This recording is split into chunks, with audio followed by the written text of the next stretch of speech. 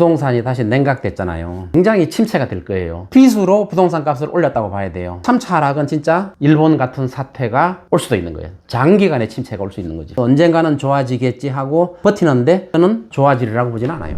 36년 동안 감정평가서를 해왔고 또 감정평가협회 또 회장도 했었고 국내 부동산학 박사 1호 서동기입니다.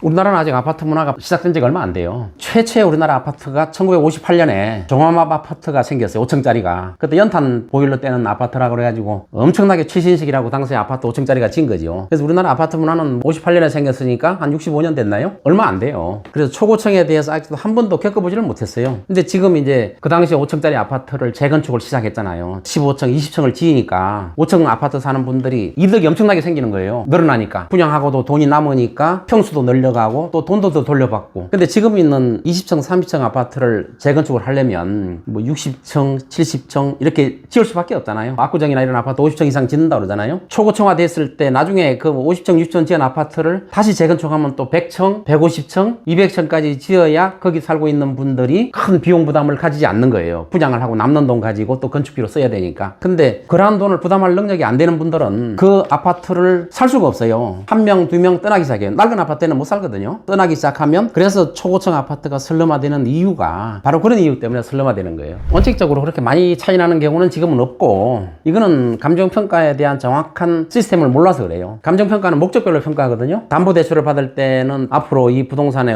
어떻게 회수할 수 있느냐 이런 걸 감안해서 평가를 해야 되고 그 다음에 보상평가를 할 때는 그 부동산의 소유자들이 그동안에 손해본 거에 대한 그런 보상 때문에 평가하는 거예요. 예를 들어서 이제 이런 게 있어요. 도시계획 도로가 지나가는 땅 거기는 건축도 못하고 아무것도 못하죠. 도시객선이 그어져 있는 땅. 근데 선만 그어져 있는 거예요. 그 땅은 쓸모가 없어요. 건축도 못하고. 그래서 엄청 싸게 거래가 돼요. 근데 보상을 할 때는 어떻게 하느냐. 도시객선이 없는 걸로 보고 평가해요. 그러니까 시세가 평당 100만 원이면 그걸 보상을 할 때는 평가를 200만 원, 300만 원 할 수 있는 거예요. 왜? 건물이 지어질 수 있다는 전제 조건에서 평가를 하기 때문에. 그런데 현재 상태로 담보대출을 할 때 평가를 한다. 그러면 건축도 못하니까 굉장히 싸죠. 땅값이. 싼 상태대로 평가하는 거예요. 이게 좀 어려운 말이긴 한데 도시계획 제한이 일반적 제한이 있고 특별한 제한이 있어요. 일반적 제한은 용도지역이 있잖아요. 그린벨트 이런 걸 일반적 제한이라고. 이런 거는 평가할 때 그린벨트 상태대로 평가할 수밖에 없고 용도지역대로 평가할 수밖에 없어요. 근데 특별한 제한이 있어요. 공원으로 지정되면 아무것도 못해요. 근데 공원이 해제되면 어떻게 돼요? 엄청난 땅값 혜택이 오는 거예요. 근데 공원을 갖다가 정부 기관이나 지자체에서 보상평가를 할 때는 공원이 아닌 걸로 보고 감정평가를 해요. 그럼 몇 배 올라가는 거예요. 그러면 이제 일반인들이 생각할 때 저도 이제 그런 소리 듣는 게 있는데 아니 시세가 100만 원뿐이 안 되는데 어떻게 감정평가 300만 원, 400만 원 나오느냐? 나올 수 있어요. 왜? 공원이 아닌 걸로 보고 평가하는 거예요. 그거는 보상법에 규정되어 있기 때문에 그런 제한이 없는 걸로. 또 도시계획선이 그어져 있으면 그 땅은 아무도 안 사요. 쓸모가 없잖아요. 그러나 보상을 할 때는 도시계획선이 없는 걸로 평가하기 때문에 어떤 땅은 주택도 지을 수 있고 하기 때문에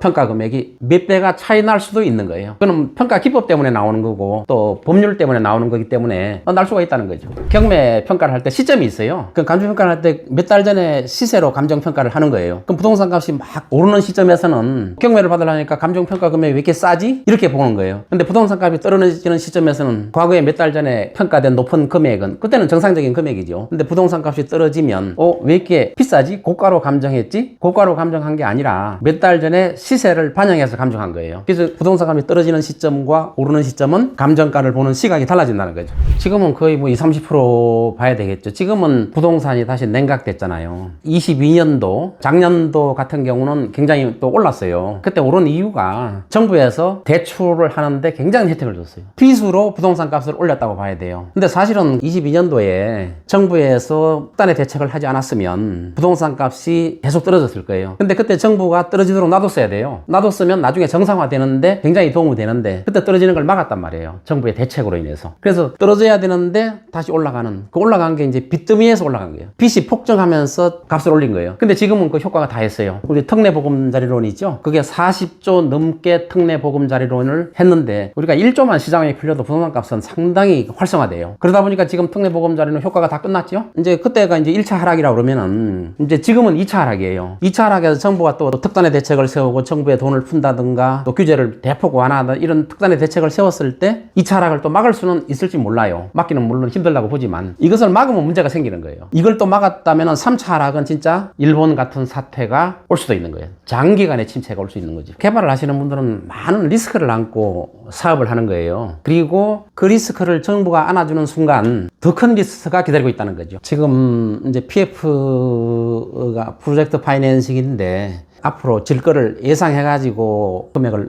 대출을 해주는 거 아니에요. 근데 PF가 지금 막혔단 말이에요. 막히니까 신규로 대출을 받지를 못하기 때문에 뭐 강남의 어느 큰 호텔 같은 경우는 PF가 끊기니까 지금 중단이 돼버렸어요. 땅을 엄청나게 비싸게 해요. 평당 3억 막 이렇게 주고 산 거예요. 부동산 값이 계속 지속적으로 올 때는 아무 상관없어요. 근데 이게 냉각기가 오면 그런 리스크를 안고 산 그런 회사들은 엄청난 위기를 맞게 되는 거죠. 이거를 정부가 막아준 경우가 많이 있어요. 지금 우리나라 이제 건설회사들이 한 40% 정도가 빚을 못 갚을 정도에 지금 정부가 막는 것도 이유가 있어요. 전반적인 경기 침체가 오면 우리 국민 생활이 어려워지니까 막아주는 효과도 있지만 무턱대고 막을 수만 없다. 이제 돈을 벌면은 건설사나 사업 시행자가 다 가지게 되고 돈을 잃으면 정부가 돈을 메꿔주는 또 이자 부담을 덜어주고 단기적으로는 괜찮을 수 있어요. 근데 장기적으로는 엄청난 침체가 기다릴 수 있다는 거예요. 나라 세금을 그렇게 쓰면 안 되는 거죠.